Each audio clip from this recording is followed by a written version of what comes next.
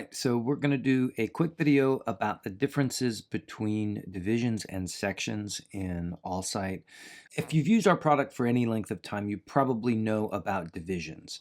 Divisions are the primary organizational unit. They will often link out to Active Directory or be created with our Intune script, and you can automate them either that way or through the creation of rules, which will move computers into their division based on, say, a computer name prefix or something like that. The main thing to know is that divisions are nested folders, essentially. One computer can only go in one division, and there are various ways of automating the division structure. Sections are a little bit different. The idea behind sections is that they're a top-level organizing unit.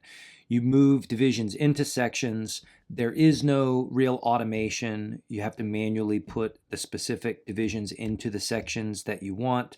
Sections are used as top-level categories. In a higher ed environment, that might be a campus or a department, whereas in a corporate or government organization, you might use them for different offices around the country or around the world.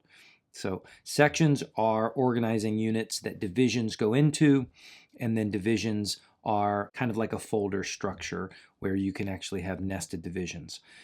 We're not going to go deep into creating and organizing and automating all of that in this video. I really wanted to point your attention to sections if you haven't heard of them and you want to get an idea of what they're for.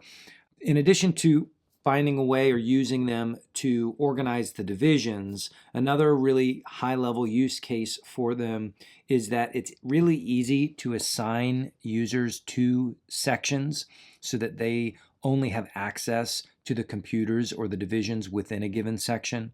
Whenever you create a section, on the accounts page here, you'll see that there are groups, or there is a group created for each section, and that happens automatically. And that means that it's really easy to assign accounts to sections in an automated way. And that just kind of allows administrators to the tool to do easy management of accounts that have limited or restricted access. So another place you'll see sections referenced is in purchase records. Every purchase record has the ability to be linked to a section, and that is just because a section might have purchased a given set of licenses or set of software or hardware, and you need an easy way to just assign those or record what section that was for. Another place you'll notice sections, if you dive into the license management functionality, is in software management policies.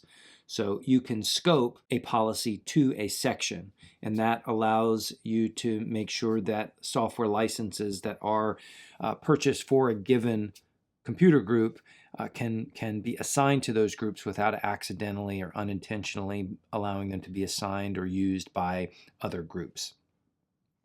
Areas where you'll see both sections and divisions available are, for example, the scoping tool up top here. See, there is a list of sections. I can select the section, and my dashboard is going to automatically scope to that section, and then divisions are also listed here. Another area where you might see both sections and divisions is in a report builder. So first of all, I'm going to get rid of the scope up top because we're not going to use that. And secondly, I'm going to select a comp report or a computer-based report. And now if I come down to the target tab, I can start typing the name of a section, and we see that sections as well as computers are listed here, as well as divisions. So in addition to the scoping tool, you can select a section in a computer-based report or a division. Now, the important thing to know here, if I do select a section, is that I can add another one as well. So that's the difference between scoping, where you can only make one selection, or targeting, where you can make many. So that's just something I wanted to show you to clarify how you can run reports on sections. Not every report type currently has the ability to scope to or target sections. And I guess the last thing I wanted to show you in this video was back on the computer's page, just the process of creating a section. If you've used our product, you probably know what divisions are and how they're used, but you may have never seen divisions. You can create them here in the web UI, where you would normally click the plus to create a division. If you hold Shift on your keyboard, it will allow you to create a section. So I'm just going to create new section, save that, and then you will see it show up down here alphabetically, and I can then drag divisions into it as needed. Very, very simple.